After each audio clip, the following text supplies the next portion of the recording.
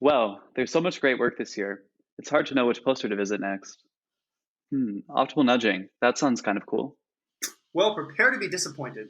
All we've done here is to apply tools from artificial intelligence to formalize nudges as reductions in the costs of different decision-making operations, which allows us to automatically. Wait. Hang on.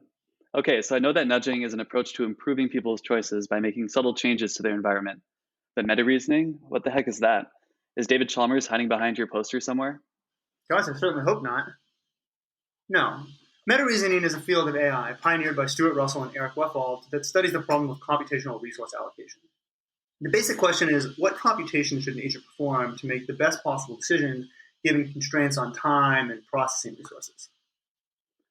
Okay, so it's called meta reasoning because it's basically reasoning about how to reason. I couldn't have put it better myself. But aren't nudges used for choices where people aren't thinking enough?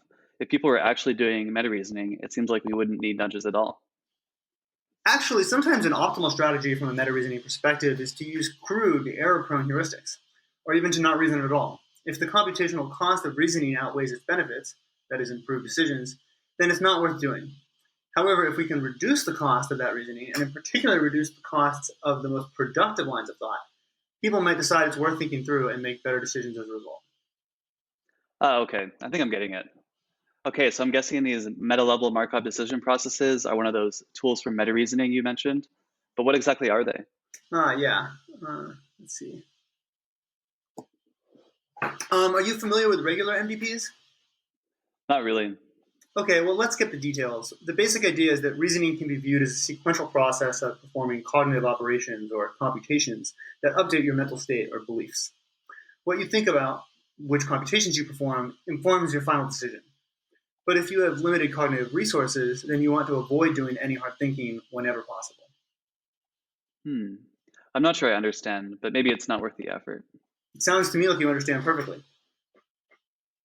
So it says you formalize nudges as changes to the cost of different computations. I guess that means that nudging makes it easier to think about some things than other things, right? Exactly. And by encouraging people to think about different things, we can change the decisions they're likely to make. hmm Well, if it's so simple, why do we need all this math? Aha, well, formalizing nudges in this way allows us to do some things that would be difficult otherwise. In particular, we can automatically predict the effect of different possible nudges and select the one that best satisfies our goal. And that's the optimal nudge. And I guess these equations here are showing different goals you could have, getting people to make some choice, helping people to make better choices. Makes sense. But what's this last one? So that's the meta level reward, and it captures both the utility of the decision you make as well as the computational cost of making that decision. Okay, so that's saying like I want people to make pretty good decisions without having them put too much effort into making their choice. That's right. And this is the objective we chose to optimize for our experiment. Okay, so yeah, tell me about that. I still don't understand how you can estimate the computational costs of different decision-making operations, let alone how you would change them. Yeah, so we basically sidestepped that problem by using a paradigm that externalizes computations as information gathering clicks. The mouse lab paradigm, originally developed by John Payne, is based on a standard risky choice paradigm where participants choose between a set of gambles with different possible payoffs. But in mouse lab, these payoffs are initially occluded. Participants reveal the payoffs by clicking the cells, paying a small fee for each click. This corresponds to the computations and costs in the meta-level MVP model. Okay, and it looks like the color indicates the number of clicks necessary to reveal each cell, which corresponds to how costly each computation is. So a nudge on this task is just changing the colors of certain cells, which changes how many clicks it takes to reveal different pieces of information. That's right.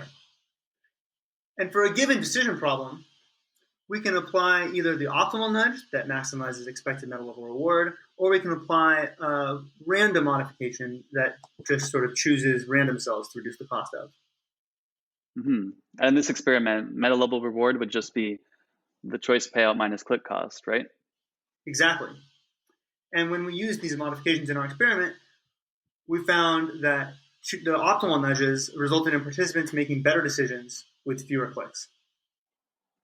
So optimal nudges did actually lead to higher meta-level reward.